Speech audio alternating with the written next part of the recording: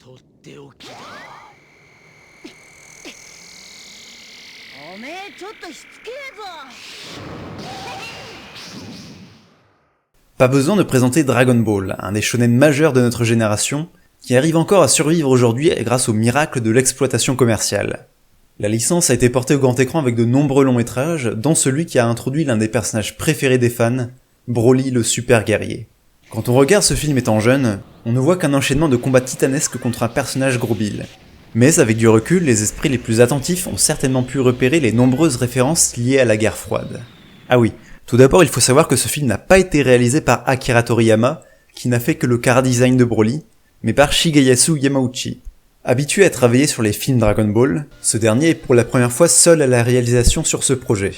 Il en profite alors pour y glisser toutes sortes de symboles et montrer sa vision de la lutte des classes. Bref, résumé du film.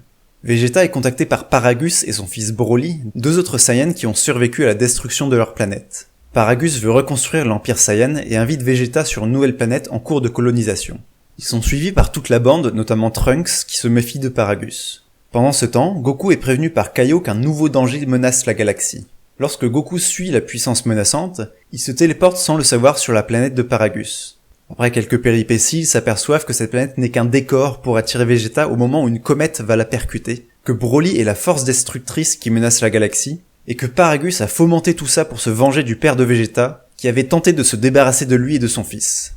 Baston, Broly est invincible, il tue son père, les gentils donnent leur force à Goku qui finit par le battre juste avant que la planète ne soit détruite, fin. Dans ce film, Sangoku représente le travailleur stakhanoviste idéal. Il est né avec une puissance basse pour les Saiyans, vit dans un milieu modeste voire prolétaire, et fournit toujours des efforts surhumains pour s'entraîner et venir à bout de ses adversaires. Broly est son parfait opposé. Né avec une grande puissance, un capital de départ, il ne fait qu'augmenter sa force en spéculant et détruit tous ses concurrents sur son passage. Vous l'aurez compris, Broly est l'incarnation même de la multinationale capitaliste écrasant les plus faibles pour obtenir le monopole du marché. Paragus, le père de Broly, représente la figure de Staline, surnommé le père des peuples.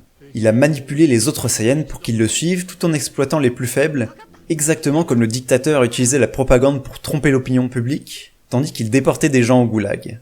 Paragus était le seul capable de restreindre la force de Broly avant que celui-ci ne le dépasse, tout comme Staline maintenait les apparences de chef d'une puissance mondiale rivalisant avec les États-Unis.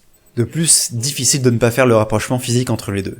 Avec ce personnage, le réalisateur critique la vision stalinienne du marxisme-léninisme, liée à un fort nationalisme et au culte de la personnalité, alors que le marxisme est censé avoir une portée internationale.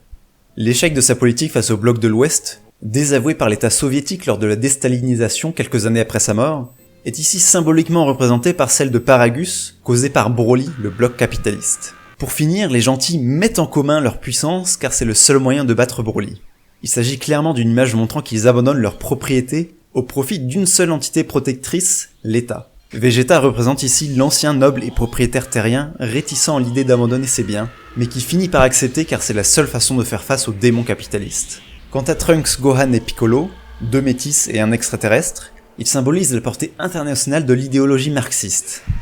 Dernier détail, il faut savoir que ce film est sorti en 1993, soit la même année que le décret sur la privatisation des terres en Russie. Il y a sans doute d'autres symboles et références que j'ai manquées, mais voilà en gros ce qui apparaît de la manière la plus évidente dans ce film.